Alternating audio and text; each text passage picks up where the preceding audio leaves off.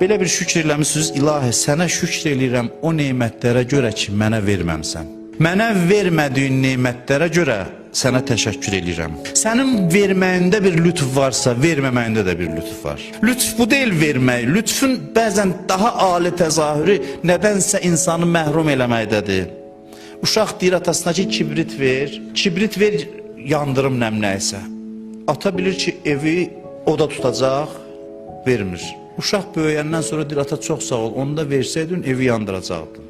Atanın məhəbbəti nəyi tələb edir ki, onu ona verməsin?